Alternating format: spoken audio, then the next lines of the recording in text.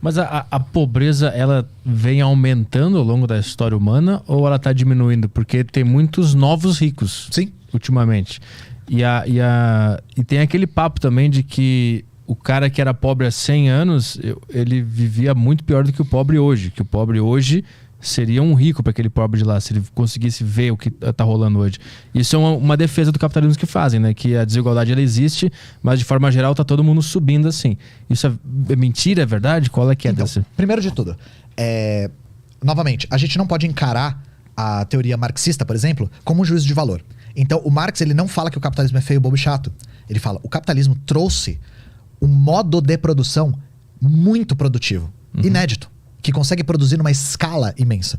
Só que esse modo de produção tem uma contradição interna. Ao mesmo tempo que a gente tem a capacidade de produzir muito, a gente não consegue distribuir para todo mundo. E isso é só uma questão de relações pessoais, de relações de produção, e não de falta de capacidade. E aí a questão não confiem nesses gráficos que mostram, tipo, 1780, pobreza, não sei o quê. 1950, pobreza, não sei o quê. Não existem parâmetros que conseguem fazer as duas coisas serem comparáveis, gente. No século XVIII, mesmo no século XIX, a maior parte da humanidade não usava dinheiro. As formas de produção e as relações de produção eram completamente diferentes. Então não dá pra gente aferir a pobreza em dólares, porque a maior parte da humanidade sequer usava dinheiro, quiçá dólares, sabe? Aí outra coisa, claro que nós temos hoje um estilo de vida radicalmente diferente do passado. Só que isso não justifica algumas contradições do capitalismo. Por exemplo, por mais que você tenha falado, hoje nós não temos, mesmo uma pessoa pobre não tem uma qualidade de vida muito maior do que um pobre no passado, depende do parâmetro. Porque para as 33 milhões de pessoas que estão passando fome no Brasil, isso não é uma coisa que já podia ter sido superada. Outra coisa, tem uma coisa que o capitalismo sequer, os ideólogos do capitalismo, né, sequer ousam prometer, que você um dia vai trabalhar menos. E isso é uma coisa que o socialismo conseguiu trazer. A União Soviética foi um dos primeiros países do mundo, não foi o primeiro foi o Uruguai, mas um dos primeiros países do mundo a instituir a jornada de 8 horas de trabalho. E em trabalhos de alto risco, em indústria pesada, 7 horas de trabalho. E a ideia é diminuir cada vez mais. No capitalismo o trabalho só aumenta. E isso é um tipo de falta de qualidade de vida. Sim. Que se a gente for colocar em contraste com a pobreza no passado, nunca se trabalhou tanto. E aí, você entende como o parâmetro é difícil, sabe?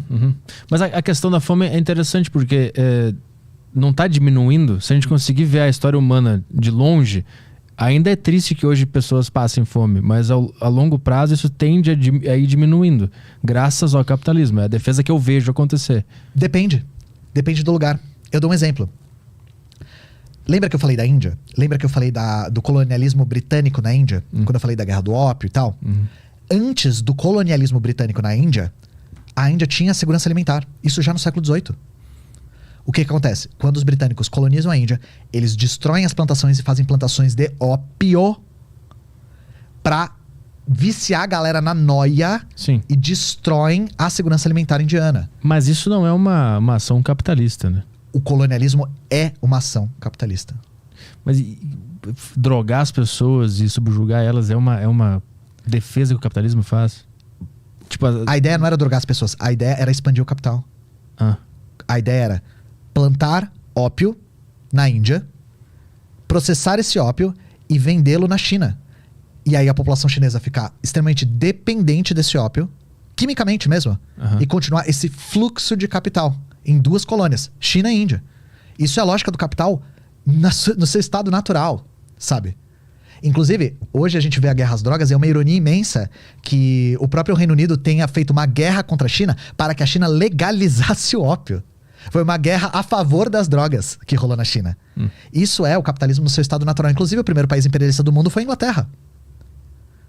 E o primeiro país a desenvolver o capitalismo foi também a Inglaterra. Mas essa maldade, ela é intrínseca ao capitalismo ou é quem tá com as mãos do capitalismo que tá fazendo essas maldades? Nenhum dos dois, porque essa maldade, se a gente colocar nesses termos, ela é fruto da lógica de expansão do capital que não segue regras.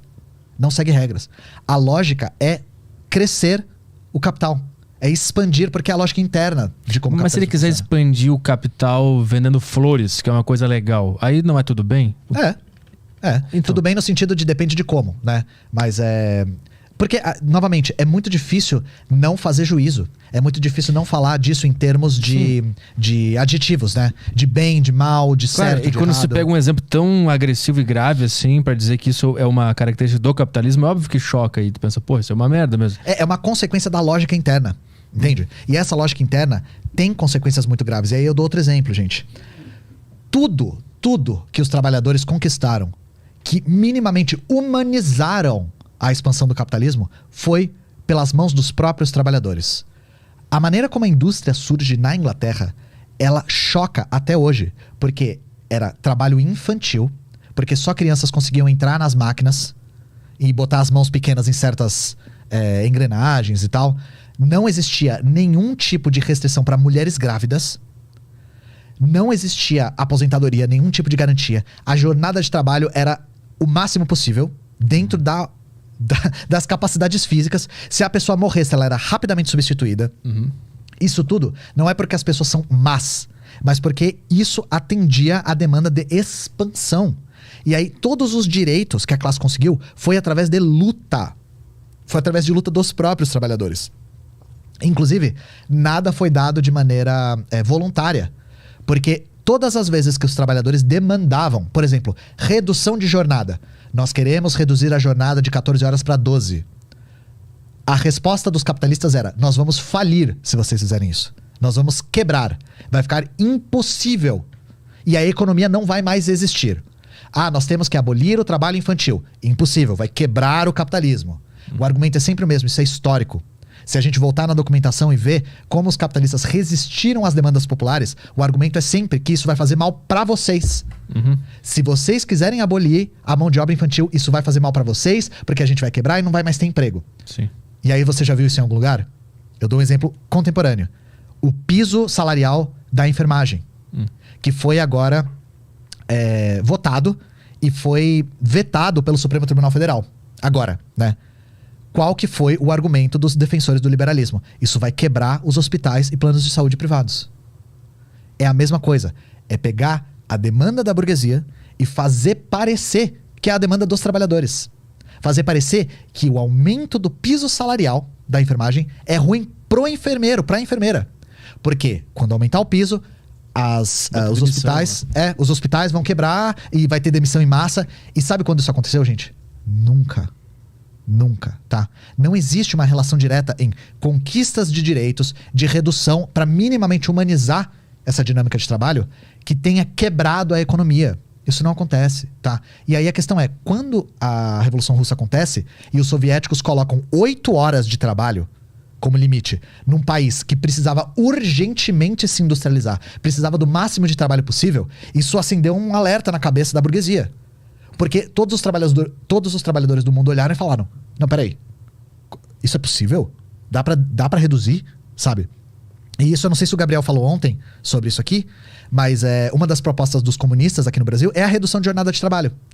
De 40 para 30 horas. Eu vi a Sofia no Pânico, deu polêmica isso aí. E é interessante isso porque quando a gente fala sobre 30 horas de jornada de trabalho, a gente tá falando pela primeira vez, às vezes, para algumas pessoas, sobre algo que elas sequer sabem que é possível. Porque a gente ouve tanto essa história de que se tiver mais direitos trabalhistas, a burguesia vai quebrar e logo todo mundo vai ficar sem emprego, que a gente acaba acreditando que isso é verdade, sabe?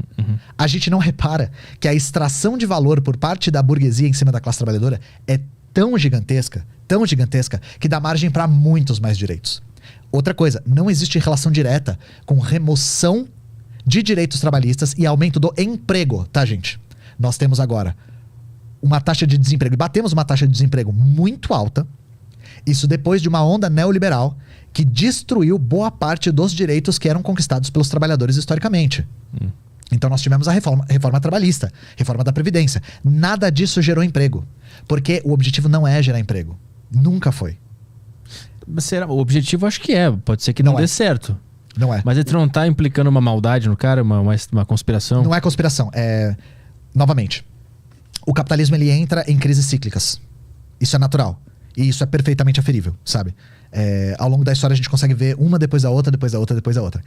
Em momentos de crise econômica, o capitalismo entra em fase de superexploração. Porque quem paga a conta da crise não é o burguês, é o trabalhador.